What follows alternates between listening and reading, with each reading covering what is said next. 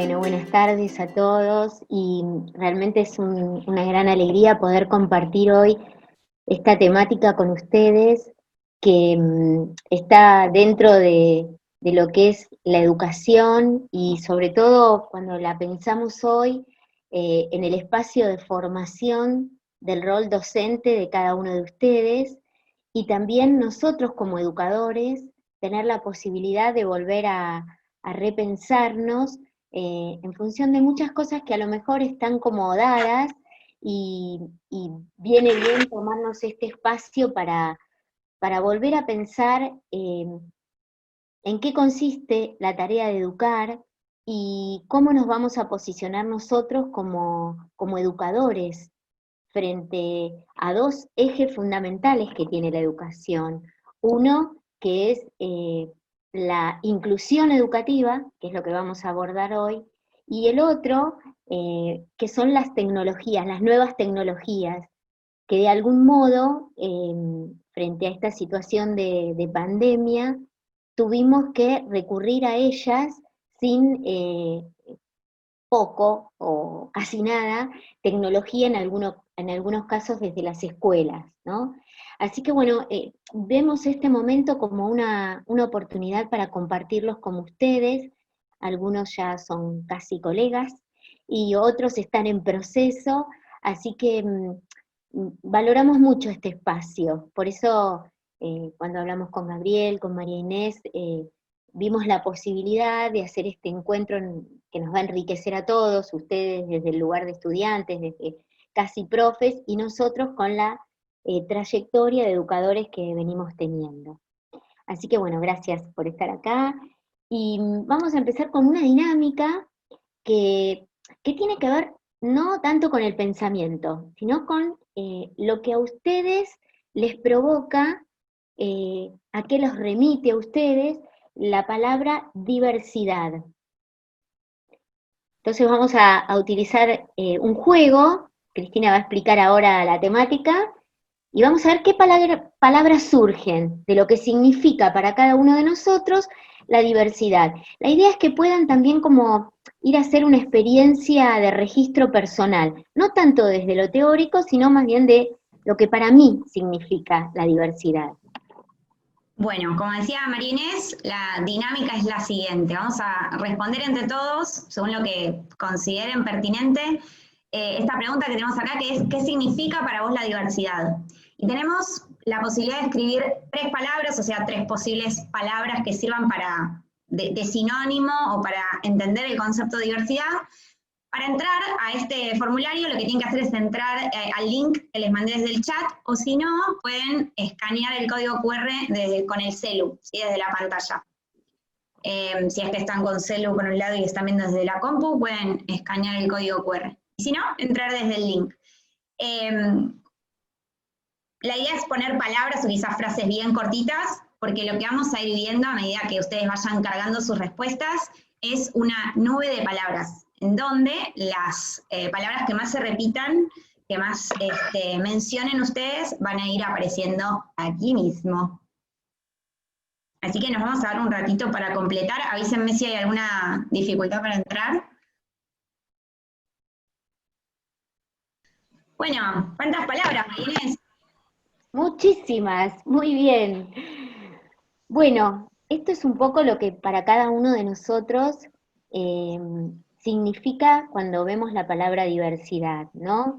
Eh, Respeto por el otro, cualidades diferentes, sentir empatía, que es poder comprender lo que le pasa al otro, eh, ser tolerante, la tolerancia, incluir, inclusión, eh, multiperspectivas, muy bien, eh, oportunidades, yo diría igualdad de oportunidades, ¿no?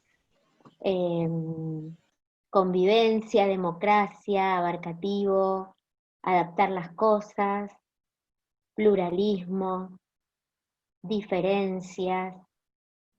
Fíjense, ¿no? Igualdad y diferencias, como que son palabras que son contrapuestas, por eso yo digo igualdad de oportunidades. porque en realidad la diversidad tiene un poquito de todos estos significados y nos invita justamente a pensar nuestro punto de partida para este encuentro. Yo diría que suma todo esto y también colocaría la palabra valor. La diversidad es un valor en sí mismo. Y es un valor porque a partir de la mirada diversa se nos abren múltiples oportunidades para el desarrollo de la educación. Si yo tengo una mirada desde lo rígido, desde lo poco flexible, desde lo normativo o normal, que sería lo normal, este concepto de diversidad se ve como afectado, ¿no? Entonces, la idea es pensar en todas estas palabras que ustedes traen y cómo englobarlas en que la diversidad, por lo menos desde nuestro punto de vista, es un valor que abre puertas. La charla de hoy es un ejercicio, el encuentro, ¿no? Invitarlos, más allá de lo teórico y de los conceptos teóricos que vayamos viendo, poder animarnos personalmente e institucionalmente a repensarnos. Repensarnos justamente implica a volver a mirarnos y a ver si estos conceptos que creemos tener de alguna manera tan arraigados en nosotros mismos pueden modificarse para lograr una mayor apertura y lograr esta diversidad e inclusión educativa que no solo es ley, ¿no? Pongo lo de la ley en segundo lugar, sino que es un gran desafío personal poder pensarnos y pensar a la educación y a la escuela desde otro lugar. ¿Y por qué digo que primero el ejercicio es pensarnos? Porque de acuerdo a cómo nosotros nos pensamos y nos vemos, vamos a poder pensar a nuestros alumnos, vamos a poder pensar a nuestra institución educativa, vamos a poder pensar a nuestras políticas desde la institución educativa y a nuestras prácticas.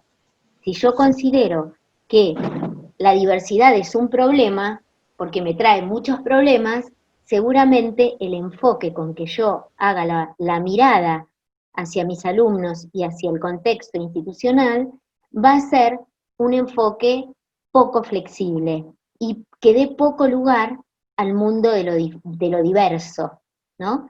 Y cuando decimos diversidad, también hablamos de enriquecimiento y complementariedad.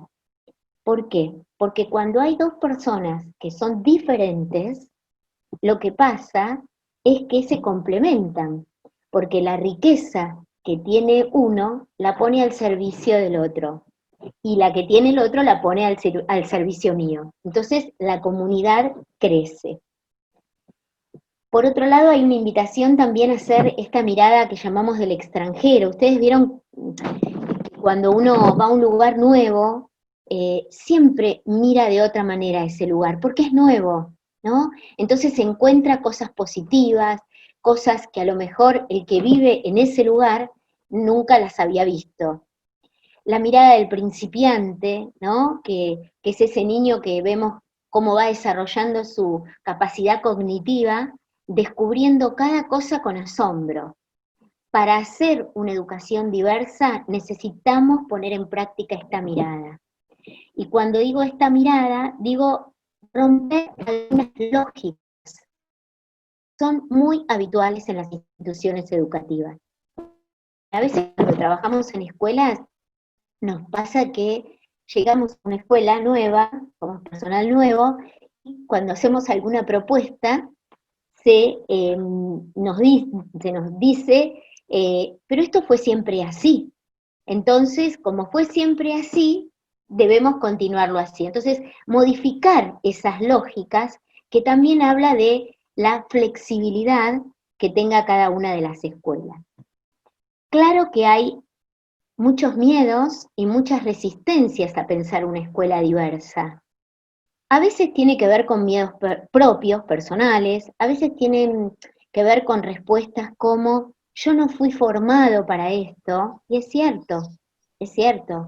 Digo, los profesorados, cuando yo me formé en ciencias de la educación, yo no tenía una materia que hablara de la inclusión educativa, ni de los trastornos de aprendizaje severos, ni de las escuelas especiales, pero todo esto fue cambiando y podemos pensar que nosotros no somos el centro, sino que tenemos todo un equipo, cuando está la decisión política, de apoyos para llevar adelante lo que es la diversidad y la inclusión dentro de nuestras escuelas.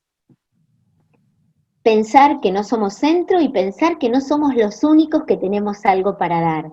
Entonces podemos animarnos a pensar una escuela, una educación, un departamento dentro de las escuelas, que piensen en una construcción colectiva, donde la opinión del otro no sea para mí una amenaza, sino todo lo contrario, sea algo que sume y que enriquezca a esta escuela que queremos construir. Y por otro lado, pensar y reconocer que todos, todos tenemos derecho a la educación. Nadie puede quedarse afuera. Entonces, si todos tenemos derecho a la educación, ¿por qué algunos niños van a tener la posibilidad de estar en una escuela común, como se llama, y otros solamente van a tener la posibilidad de participar y estar en una escuela de niños con capacidades iguales? Entonces, también es nuestra obligación, pero insisto, va más allá de la obligación, va a conmover nuestro corazón, darnos cuenta de que la diversidad es un valor y animarnos a plantear una escuela diferente, una escuela que reciba a todos. Bien, este es el primer planteo, ¿no? Y decimos, bueno, que la primera etapa es como esta cuestión de actitud. Seguramente todos nos vamos a encontrar o nos hemos encontrado con alguna resistencia a empezar desde esta perspectiva. Pero si consideramos que cada uno es singular, que tiene las características individuales propias que nos hacen diferentes, que tenemos derechos y que esos derechos deben ser respetados en todas las instituciones educativas, que todos tenemos un proyecto personal en la vida y que ese proyecto personal, sin ninguna duda, se va a desarrollar con la herramienta más poderosa que es la educación. Es decir, cuando una persona tiene posibilidad de acceder a la educación, tiene posibilidad de armar este proyecto personal en la vida. Y si entendemos que la heterogeneidad nos ayuda a complementarnos y que no es una amenaza, con más razón podemos animarnos a esto. Y acá hay uno de los circulitos que a mí me encanta, que dice vida plena versus vida plana, ¿no? Y creo que este es nuestro gran desafío. Nuestros alumnos, todos, tienen que tener, y nosotros como mediadores, tenemos que dar esta posibilidad, que tengan una vida plena y no una vida plana. La vida plena implica desarrollar al máximo todo el potencial que cada uno de los alumnos tiene. Alguno será, no sé, tendrá el potencial de, no sé, la capacidad lectora al máximo y de comprensión. Otro tendrá la de expresión, otro matemáticas, otro la artística, pero todos tienen que desarrollar al máximo su gran potencial, porque ese es el fin último de la educación. Es decir, no es aprender una materia el fin último de la educación, es justamente que cada uno de nosotros, a lo largo de la trayectoria educativa, podamos desplegar todo lo que tenemos adentro, ¿no? Que está ahí como latente. Y justamente decimos que esta actitud, que va en nuestra formación y en nuestro, diría, estilo de vida, ¿no? Porque también a lo largo de nuestras profesiones y de nuestros estudios vamos conformando nuestro estilo de vida, lo común es que reinen las diferencias, ¿no? Y que en esas diferencias podamos seguir creciendo. Bueno, esta es la definición de lo que es la educación inclusiva, ¿no? Cuando hablamos de diversidad, esto también es importante aclararlo antes de seguir, hablamos de diversidad en todo sentido. Quiero decir, cuando uno está en una escuela, sabe que la diversidad es la diversidad de profesores, la diversidad de directivos, la diversidad de familias, la diversidad de niños. Y dentro de esa diversidad, las distintas diversidades que hay. A lo mejor hay un niño con capacidad diferente, por ejemplo, en el área motora, y entonces ahí sí hablamos de una inclusión y un acompañamiento de una escuela especial. Pero también hablamos de diversidad cuando hablamos de vulnerabilidad. Puede ser una vulnerabilidad emocional, una vulnerabilidad psicológica, social. Hoy, en el marco de esta pandemia, creo que no es que no lo veíamos antes, pero creo que estamos viendo con mayor claridad la gran desigualdad que hay en el mundo educativo, en las casas, en la vida de nuestros alumnos, ¿no?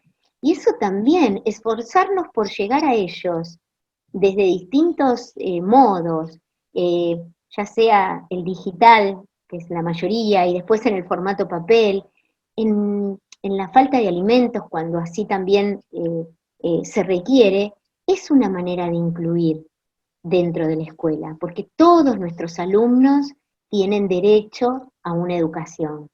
Y en estas circunstancias que estamos viviendo, nuestros esfuerzos se redoblan para poder llegar a ellos.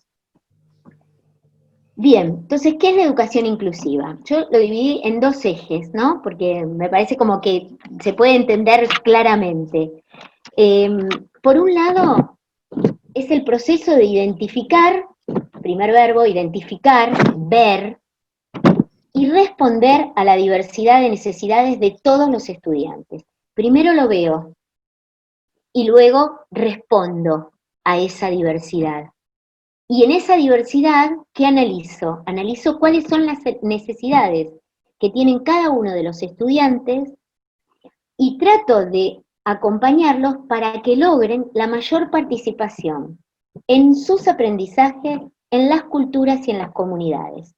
Esto lo vamos a ver un poquito más adelante, ¿no? No podemos hablar de aprendizaje si no hablamos de cultura primero y de políticas educativas que nos ayuden a poder realizar esta educación inclusiva. Entonces, primero veo y después respondo, ¿no? Para que esta inclusión se dé. Este proceso de ver y de responder implica la segunda columna, que es eh, lograr cambios y modificaciones en los contenidos, en cómo llego, en las aproximaciones, en las estrategias que voy a implementar, con una visión que incluya a todos. Cuando pienso mis clases, tengo que pensar que frente a mí hay un aula heterogénea, con la diversidad de vidas que hay dentro de ese aula. En el caso de hablar de un proceso de inclusión desde la integración educativa, que nos referiríamos al caso con alguna capacidad diferente de los niños, acá contamos con las escuelas especiales. Los equipos de las escuelas especiales son absolutamente valiosos. Y acá es donde el fantasma nuestro del miedo, ¿vieron cuando empezamos que decíamos, eh, nosotros no sabemos cómo trabajar con un niño con esta capacidad diferente? Y es cierto, no lo sabemos. No lo sabemos porque no nos enseñaron, pero sí podemos aprenderlo y sí podemos dejarnos enriquecer y acompañar por los profesionales de las escuelas especiales. Los profesionales de las escuelas especiales, los maestros integradores, los acompañantes terapéuticos, los fonoaudiólogos, los psicopedagogos, son nuestros apoyos. Y gracias a Dios, hoy hay muy poquitos niños, muy poquitos con alguna capacidad muy, muy específica que solo concurren a la escuela especial. Antiguamente era al revés. la mayoría de los niños concurrían todos a una escuela especial y poquitos a la escuela común. Entonces, ¿qué pasaba con estos niños? Estos niños aprendían a vivir en un mundo absolutamente heterogéneo, perdón, homogéneo. Todos los niños tenían la misma capacidad, o diferente. Es decir, si iban a una escuela de niños con problemas auditivos, todo lo que veían eran a niños con problemas auditivos. Y si nosotros hablamos que la educación en su parte, es una de sus partes más importantes, es la socialización, porque unos aprendemos de otros, es imposible volver atrás en este pensamiento, de pensar que un niño con una capacidad determinada, diferente, tenga que interactuar solo con esos niños. Por eso, la inclusión educativa y la ley de inclusión educativa nos invita, nos motiva y nos convoca a que dentro de la escuela común estén los niños con capacidades diferentes que no solo se van a formar en nuestra escuela. Y ahí viene la segunda parte, que es tan valiosa. Estos niños transforman nuestras escuelas, nos transforman a nosotros, enriquecen a nuestros grupos de alumnos. Entonces, ya no tenemos miedo de trabajar con ellos porque nos sentimos acompañados con los equipos de orientación de las escuelas, con los gabinetes psicopedagógicos y con las escuelas especiales que sí tienen la especificidad en la dificultad que puede tener ese niño y nos enseñan y juntos hacemos las adaptaciones curriculares. Bueno, este es un gran desafío, posible, absolutamente, pero hay que tener esto, ¿no? Esta convicción personal que todos tenemos derechos, que podemos vencer nuestras barreras, y por último diría que la ley nos obliga a hacerlo. Pero fíjense en qué orden lo pongo, porque muchas cosas dice la ley, pero si nosotros como docentes, como educadores, no tenemos la convicción, lo vamos a implementar mal. Entonces, lo primero es la convicción, es formarse, es saber que el otro tiene el mismo derecho que tuve yo. Bueno, vamos, seguimos. Decimos que una escuela inclusiva, entonces es un lugar donde cada uno se siente que pertenece. Pertenecer significa, estamos dentro, no somos un ente que entra y sale, pertenecemos, ese sentido de pertenencia que nos hace actuar, poder hablar, poder decir, poder manifestarnos, poder ser como cada uno es. Es aceptado, y fíjense acá, apoya y es apoyado por sus compañeros. Yo estoy viendo algunas caras de alumnos de muchos años, estoy mirando, y seguro han escuchado esto que yo cuento en las clases, que es maravilloso lo que se produce. Digo, nuestros alumnos desarrollan eh, todo lo mejor que tienen frente a un niño con una capacidad diferente. Digo, porque aprenden a valorar su vida, porque aprenden a ser solidarios con este otro niño, y este niño nos da cada lección a los adultos y a los compañeros que transforma la dinámica de la escuela. Miren, a lo largo de todos estos años de trabajo, podría contar infinidades de situaciones donde los chicos fueron transformándose, ¿no? Voy a contar dos casos cortitos. Uno de un niño que era alumno de nuestra escuela, y él tenía una enfermedad genética, y a mí me provocaba mucho temor verlo en el patio de la escuela. Su tamaño era muy pequeñito, entonces imagínense, entró en primer grado en la escuela, y mi tendencia natural, equivocada, por supuesto, era como de sobreprotección, ¿no? De ir atrás de él. Yo salía a todos los recreos porque pensaba que alguien lo iba a tirar o se iba a golpear. Esos fueron los primeros meses. Hasta que un día él me dijo, no me va a pasar nada, yo puedo solo. Y realmente yo me di cuenta que la que estaba desubicada era yo, porque él tenía sus propios recursos para poder interactuar con sus compañeros.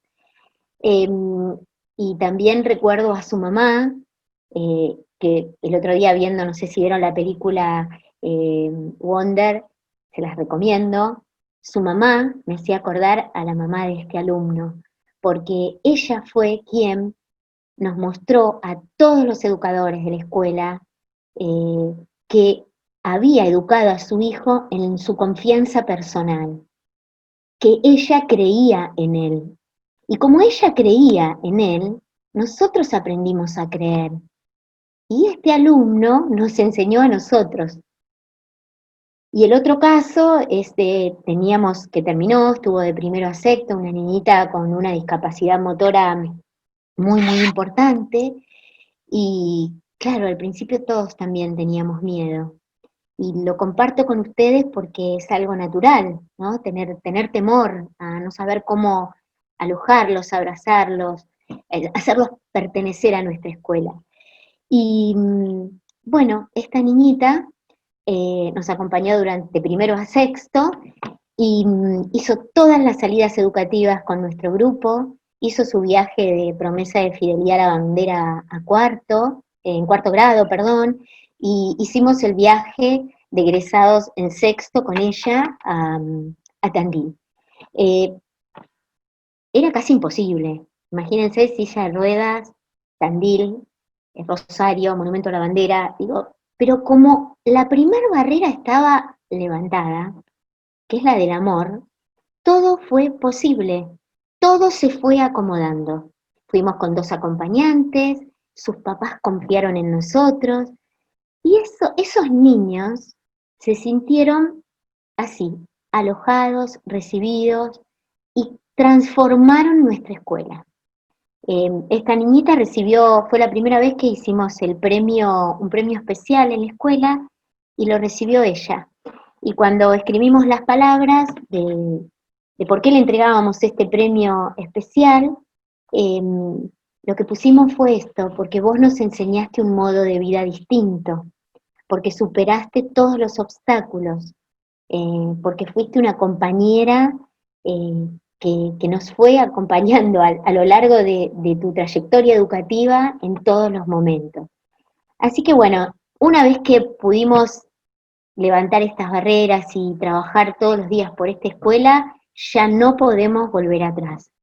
Esto, miren, lo relaciono de igual manera con este tiempo de virtualidad, ¿no? Yo les digo a las maestras, eh, vimos y no podemos dejar de ver. Digo, lo que hubiésemos aprendido en 2 años lo tuvimos que aprender en un mes, y ahora tenemos herramientas, recursos y una mirada de la escuela que no se puede modificar. Con la inclusión pasa lo mismo, no podemos volver atrás.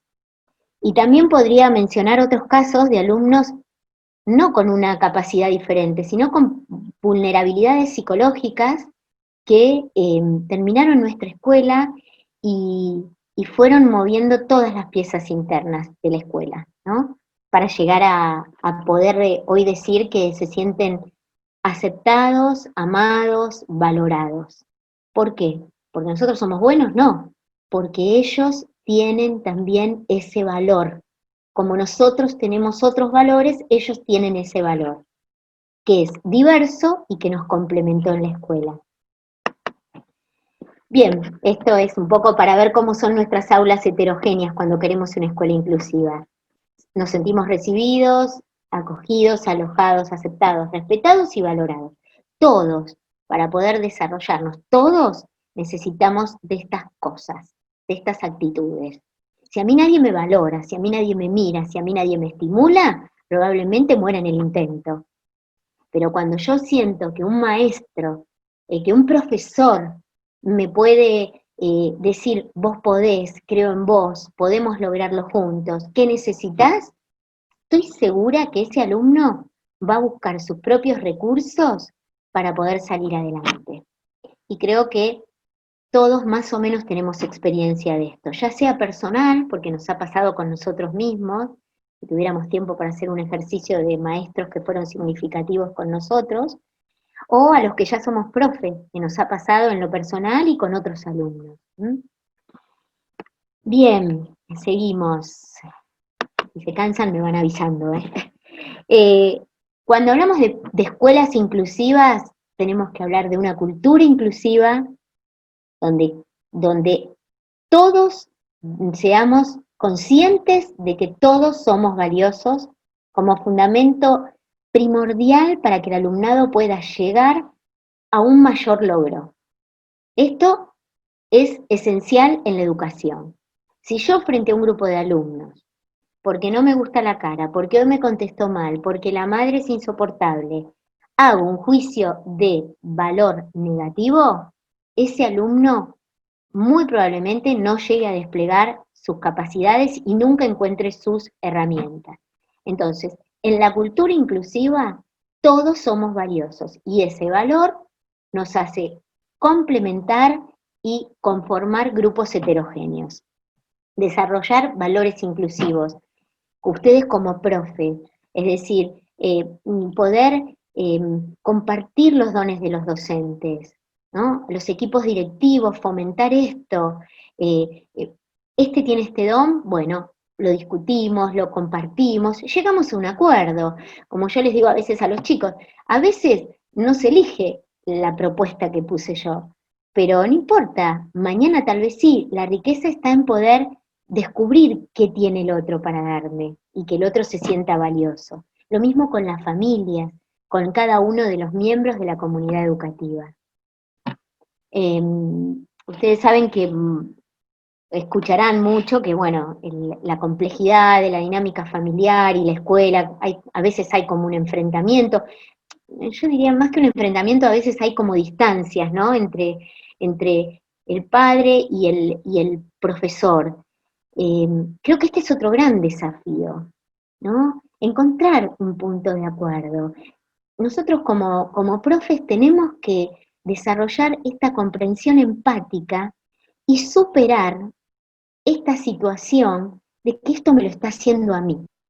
El padre tiene algo conmigo. Eso no es real. Eso es una fantasía que creamos los profesores y nos equivocamos muchísimo. El padre a veces viene con una realidad que desconoce, que, que necesita ser escuchado y nosotros no vamos a cambiar nuestra posición si no hay que cambiarla. Pero el solo hecho de poder comprender lo que está pasando y poder escucharlo y después dar nuestra mirada, creo que nos hace como profesores fortalecernos en nuestro rol, ¿no? Hoy esta situación nos ha acercado mucho más a la familia, porque eh, cuando hay algún tipo de... Esto fue una conmoción en las escuelas, ¿no? Así salimos de golpe y como podíamos y fuimos mejorando. Entonces, nosotros necesitábamos de la alianza con las familias y la familia necesitaba tener este contacto con cada uno de nosotros. Entonces hicimos como una red, ¿no? Bueno, primero interviene el maestro, eh, si no vemos respuesta, otra vez el maestro, y si no, ya va el director, ¿no? Y yo les puedo asegurar que lo que yo voy anotando todo lo que está pasando en pandemia, porque me parece muy, muy valioso. Y soy como una pedagoga curiosa, ¿no?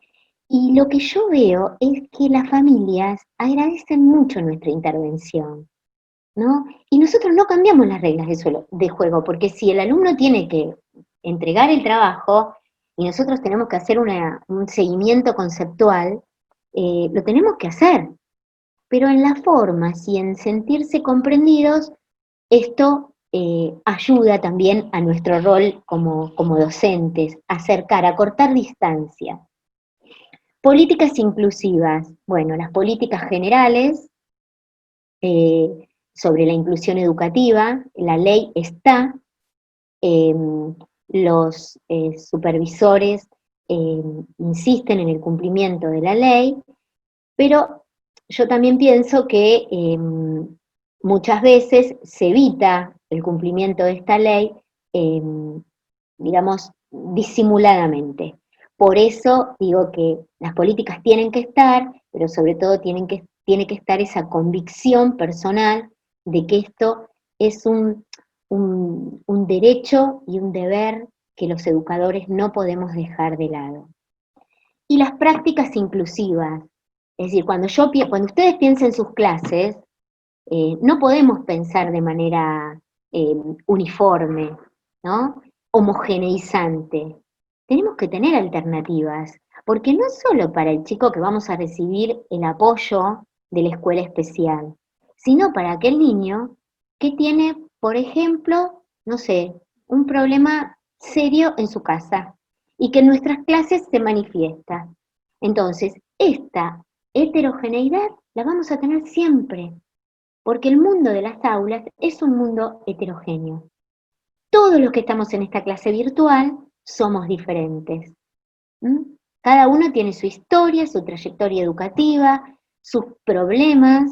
Entonces, nuestras prácticas deben ser prácticas inclusivas, que tengan los apoyos para poder orquestar, para poder armar nuestras clases. Pueden tener algún alumno que tenga, digamos, un nivel de desarrollo cognitivo superior al curso que está. Y entonces es el típico alumno que termina todo rápido, que se aburre, ¿y qué vamos a hacer nosotros? ¿Vamos a dejar que esté en la clase sin hacer nada? Bueno, pensar también estas prácticas que lo incluyan a él, a lo mejor con alguna actividad extra, con algún desafío, con algo que lo invite a estar presente. Bien, entonces, las características de un centro inclusivo, de una escuela inclusiva, la diversidad, lejos de ser una cosa un fantasma, algo que nos asusta, es una gran oportunidad.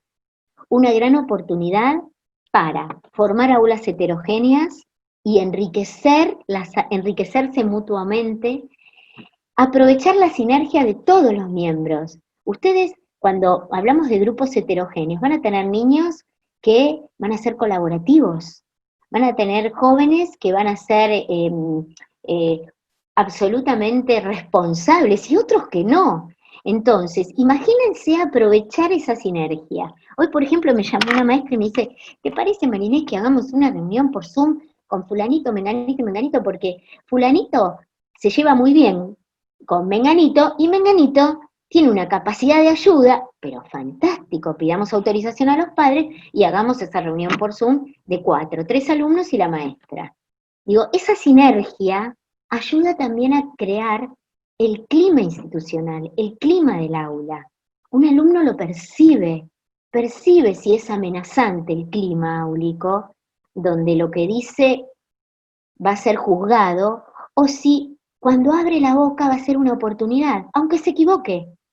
Pero cuando se equivoque, la corrección va a ser, ustedes saben que ustedes ya tuvieron mucha pedagogía, que todos aprendemos de los errores, que el error es una oportunidad también para aprender, sin humillar, sin descalificar, al contrario, llevándolo a la reflexión, al acuerdo. Bueno, es una escuela que permanentemente, un centro que va a estar trabajando sobre sus resistencias, porque aparecen las resistencias, porque son humanas, porque no es por mala intención, sino porque tenemos estos temores. Entonces, trabajar, ¿y cómo trabajar? Con el equipo de profesores, trabajar generando encuentros de intercambio. Organiza y recibe los apoyos en espacios compartidos. Trabajar con las escuelas especiales, miren, a nosotros nos pasó al principio, cuando empezamos a trabajar, que las maestras, como no estaban acostumbradas, nosotros los directores tampoco, teníamos como un cierto prejuicio, ¿no? Decíamos, pero en nuestras aulas va a haber gente extraña. Es como, supónganse, ustedes están dando una clase, ya son titulares o suplentes de un grupo, y entra un maestro de otra escuela. Al principio también surgió el miedo, pero a medida que fuimos transitando ese camino, se transformaron en equipo de la escuela. Miren, a veces cuando en la presencialidad teníamos las reuniones de capacitación, los encuentros, las jornadas, obviamente las docentes de las escuelas especiales no tienen que venir porque ese día no están los alumnos. Venían igual. Nos pedían autorización a venir. ¿Por qué? Porque se enriquecían con las maestras y las maestras con ellas. Entonces se genera como un clima diverso, pero a la vez todos sabemos hacia dónde vamos.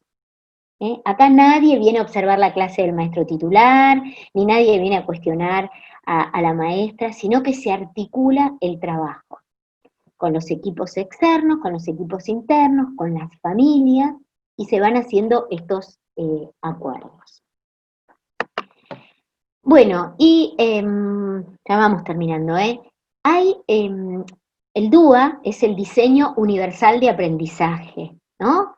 El DUA nos plantea como esto que venimos hablando, de diferentes modelos de aprendizaje, alternativas de acuerdo a lo que cada educando necesita, a procesar que cada alumno tiene sus tiempos y sus formas, que la educación es para todo, la diversidad de formas en el enseñar y en el aprender, la diversidad de tiempos.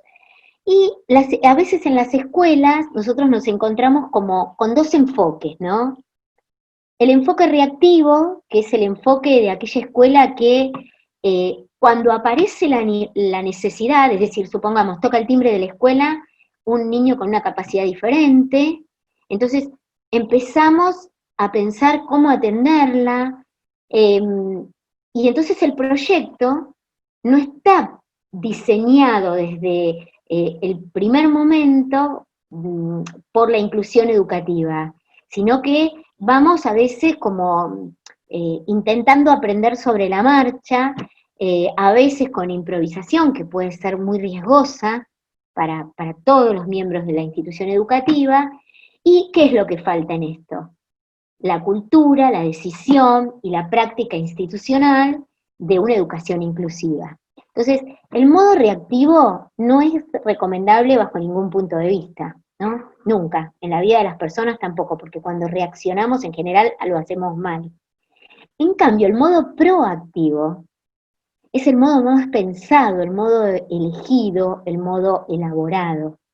Entonces, ahí sí nos planteamos como institución educativa, como docente, bueno, ¿cómo voy a soñar y pensar desde lo macro, digo, la gestión directiva, y desde lo cotidiano, cómo voy a pensar mi clase? ¿Con qué alternativas voy a llegar a esta clase, a ofrecer a mis alumnos este acceso al conocimiento como mediador de este proceso? Pensar y planificar nuestras clases, nuestras instituciones, nuestras prácticas desde esta singularidad y diversidad, ¿no? Pensando siempre en la singularidad de cada uno. Este pensamiento, esta manera proactiva de pensar la escuela, de pensar nuestra profesión, de pensar nuestras prácticas, y yo diría nuestra vida, nos trae buenos resultados. ¿Por qué? Porque primero podemos pensar, diseñar y planificar con una organización y con valores que van a sostener este proyecto. Y segundo, porque nosotros vamos a generar esta oportunidad para nosotros y para los demás, pensando en este tipo de escuela. Por lo tanto, la idea sería como profundizar más en este enfoque proactivo y en este diseño universal de aprendizaje. Miren, desde lo más pequeño, que para la persona que tiene una capacidad diferente no es, no es pequeño, empezar cuando soñamos con una escuela desde lo arquitectónico, por ejemplo. Piensen que nuestras escuelas, pocas hoy, están pensadas desde el diseño universal de aprendizaje. Yo me olvidé de poner acá una foto que tengo de la Universidad de Salamanca, donde una de las fotos características es el ingreso a una escuela con escalones y a la vez con rampas en zigzag. Es decir, eso, cuando yo veo eso en una escuela, ya me estoy dando cuenta qué lugar ocupa la inclusión educativa en esa escuela, ¿no? Creo que fuimos avanzando muchísimo, fíjense también desde lo social, desde nuestras sociedades, cómo de a poco se van implementando las rampas, la posibilidad de que la capacidad diferente esté presente, ¿sí? Y nadie quede afuera de nuestra sociedad y de nuestras escuelas. Bueno, y para terminar, nada, yo menciono tres ejemplos de escuelas, hay millones de escuelas, son tres ejemplos de escuelas o de modelos que yo conocí, por eso los propongo, ¿no? Bueno, esta es la escuela de Villa Ballester, que desde hace muchísimos años es una escuela parroquial, con una población socioeconómica media baja, diríamos, y que tuvo este propósito, que fue hacer una escuela inclusiva. Esa escuela inclusiva, yo voy a nombrar un solo propósito porque si no, no terminaría más, pero esa escuela inclusiva se planteó en su momento, por ejemplo, no tener más examen de ingreso, no hacer ninguna selección a dedo. Sí, con conciencia, pensó, ¿cuántos alumnos, de acuerdo a su realidad edilicia, humana, de equipos técnicos, que por supuesto fue creciendo a lo largo de estos 10 años, ¿cuántos alumnos reales puede tener en cada curso con eh, apoyos, con integración? No hablo de inclusión, ¿no? Porque acuérdense que inclusión es más amplio, con integración. ¿Podemos dos? Bueno, los dos primeros en anotarse van a ser esos niños que vienen a pedir una vacante con integración en la escuela. Después el resto de los alumnos. Esto fue un propósito del equipo de conducción institucional. Y toda la escuela trabaja en este propósito. ¿Cuáles son los resultados?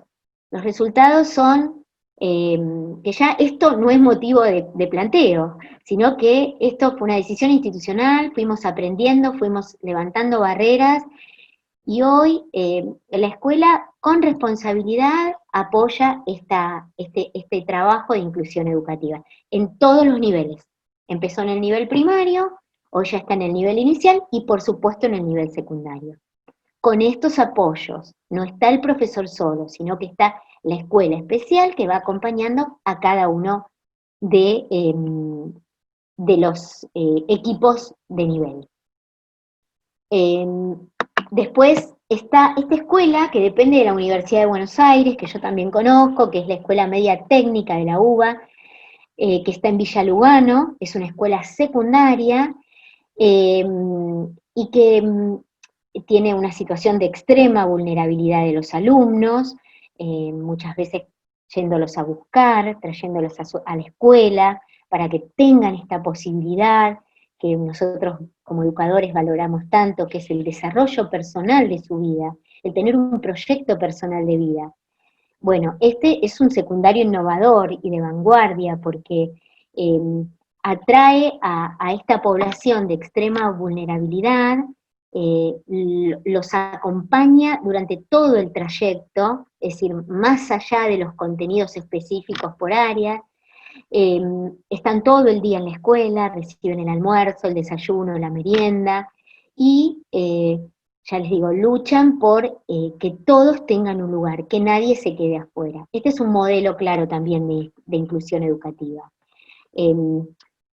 Se construyó una escuela hace 2, 3 años, una escuela modelo para ellos, dependiente de la UBA, y bueno, cuesta como también mantenerla por la situación en que se encuentra. Me contaba el rector que en muchas oportunidades, bueno, los chicos van a la casa y bueno, están en una situación de, digamos, de hambre, de violencia, de robo, de que viven sus familias, o sea que es un gran desafío. Y ese gran desafío se lleva a cabo por la convicción absoluta que tenemos que la herramienta para que ellos puedan salir de este lugar es la educación y no otra. Y después tengo también acá unos proyectos y experiencias que lleva a cabo en nuestro municipio de General San Martín, donde hay distintos programas eh, para que los chicos puedan volver a la escuela. Ustedes saben que uno de los grandes problemas que tenemos en algunos contextos es la deserción escolar. Y en el nivel secundario, en este momento, es un problema altísimo, porque alumno que no se pudo conectar por falta de recursos, por falta de conectividad, alumno que no tiene forma de seguir vinculado a la escuela. Hoy esto es una realidad que lo vemos en muchas de nuestras escuelas, ¿no? Bueno, la Municipalidad de General San Martín hace mucho que está trabajando por esto, por ir a las casas, por invitar, por las escuelas fines, por apoyos escolares a los alumnos del primer ciclo, eh, eh, entrega de material para que no sea este un pretexto de no ir a la escuela, es decir, por ejemplo, la mochila con el libro que se va a utilizar, digo, eh, espacios de educación no formal que tiene la municipalidad, que también es una forma de poder acercarlos al mundo educativo, ¿no? A los profesores, a cada uno de nosotros, para invitarlos a seguir con la escolarización, con orquestas infantiles, escuelas de teatro, digo, bueno, son todas intentos que uno hace para incluir. ¿Por qué? Porque estamos convencidos de que la educación es la herramienta que tenemos para esto, ¿no? Bueno, ya terminamos y bueno, todos tenemos un tesoro dentro, cuando lo compartimos ese tesoro se multiplica y pruébenlo porque es así, hacer bien nos hace bien y esto es un gran desafío, ¿no? Eh, y la idea de hoy era invitarlos a ustedes como profes, yo el otro día le decía a los nenes de primaria, de sexto grado de primaria, eh, con las clases de cierre por el recordatorio del General San Martín, y se los digo, se los decía en serio, ¿no? No era una broma. Ustedes son los líderes que van a conducir nuestra patria, y de la formación que ustedes tengan, de los valores que ustedes puedan recibir, va a depender nuestra patria, ¿no? Entonces creo que también esto, la idea de hoy, plantearnos este gran desafío de invitarlos a ustedes a estar comprometidos y convencidos de que la educación es para todos y que no hay lugar para dejar a nadie afuera, tiene que ver con esto, ¿no? Entonces, yo tomé de alguien, de otra profe, algo que dijo y que me encantó, que fue, ojalá todos podamos hacer de la inclusión un estilo de vida. Un estilo de vida en la escuela, un estilo de vida en las familias, un estilo de vida en las sociedades argentinas. Porque si realmente hacemos un estilo de vida, el poder incluirnos, el poder incluir a todos, creo que seríamos mucho más fuertes, más ricos, más tolerantes y nos complementaríamos muchísimo mejor.